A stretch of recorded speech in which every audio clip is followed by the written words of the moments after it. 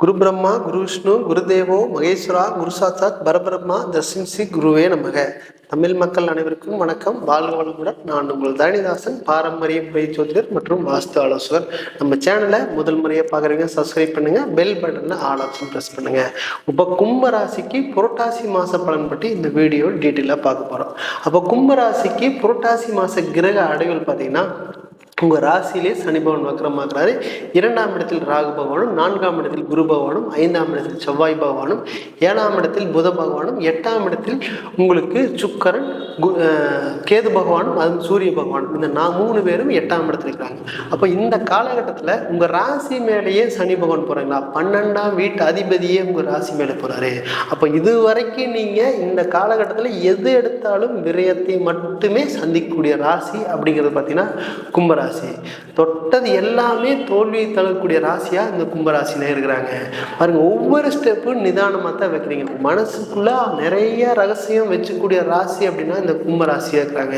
நம்ம ஒவ்வொரு விஷயம் பார்த்து பார்த்து பார்த்து தான் செய்யறீங்க. ஆனா அவ்வளவு பார்த்து கவனமா செஞ்சாலும் கூட விரயத்தை நோக்கி மட்டுமே செல்லுது.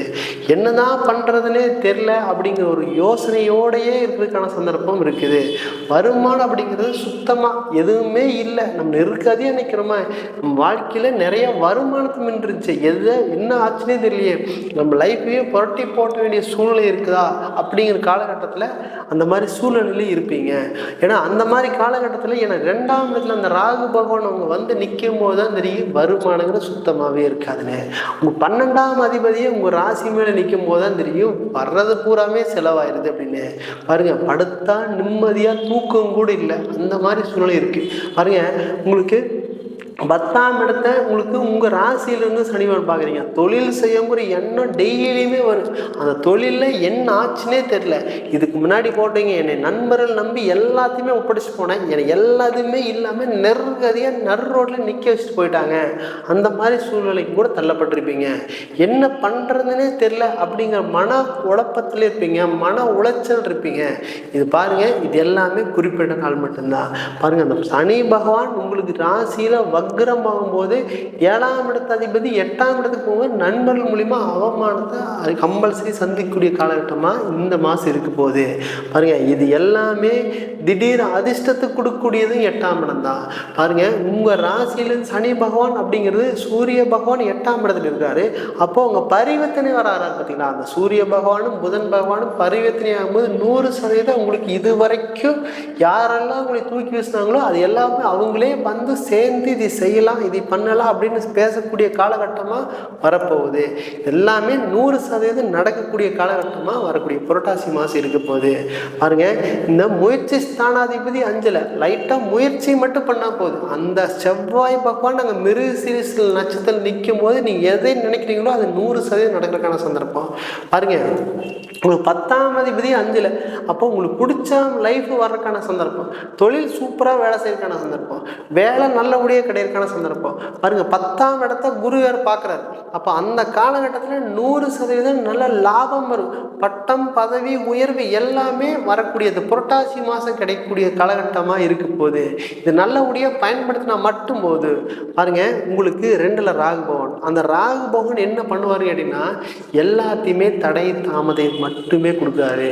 வாழ்க்கையில் ஒரு மன விரக்தியும் கூட கொடுக்குறாரு.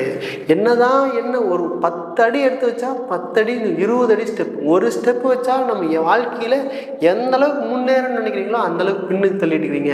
நம்ம 4 பேர் இருக்கிற இடத்துல கௌரவமாக மத்தியத்தில் நல்ல பேர் இருக்கும்னு நினச்சிருப்பீங்க. அது எல்லாமே உங்களுக்கு பேர் இருக்குது.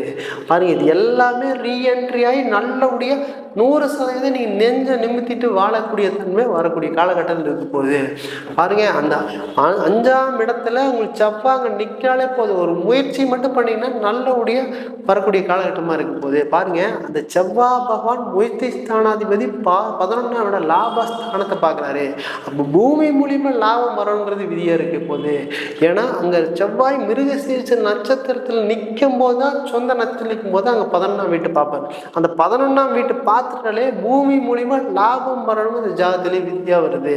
அப்போ கம்பல்சரி பூமி மூலிமா நல்ல யோகத்தை இருக்கக்கூடிய ஜாதகமா இல்லை அந்த மாசம் இருக்க போகுது, இதை மட்டும் நல்லபடியாக பார்த்துக்குங்க. பாருங்க, இது வரைக்கும் கல்யாணமே ஆகலைங்க, நமக்கு ஆகுமா ஆகாதான்னு தெரியல அப்படின்னு கேட்டிங்கன்னா, இந்த காலகட்டத்தில் அப்புறம் 7ஆம் இடத்து அதிபதி பரிவர்த்தனை நிற்கும் போது மனைவியை தேர்ந்தெடுக்கிறது, கணவனை தேர்ந்தெடுக்கிறது மிக கவனமாக தேர்ந்தெடுக்கணும். இல்லாட்டி மனைவி மூலியமா ஒரு அவமானத்தை கொடுத்துரும், மனைவி மூலியமா கணவன் மூலியமா ஒரு அவமானத்தை கொடுத்துரும். அந்த மாதிரி காலகட்டமாக இந்த காலகட்டம் இருக்க போகுது. பாருங்க, உங்களுக்கு 9ஆம் இடத்து அதிபதி கூட உங்களுக்கு கேது பகவான் படி இருக்கிறாரு.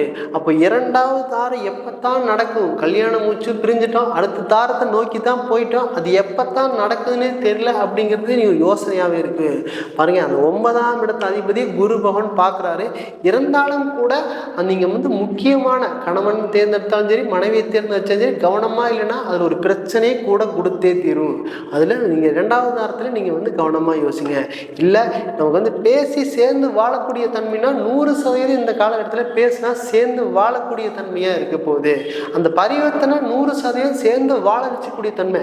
பாருங்க, 5 வருஷமா பிரச்சனை இருந்தாலும் கூட இந்த காலகட்டம் புரட்டாசி மாசம் பேசுனீங்கன்னா சேர்ந்து வாழக்கூடிய தன்மை பர்ஃபெக்டா வரக்கூடிய காலகட்டமா இருக்க போகுது. இது நல்லபடியாக பயன்படுத்திக்கங்க.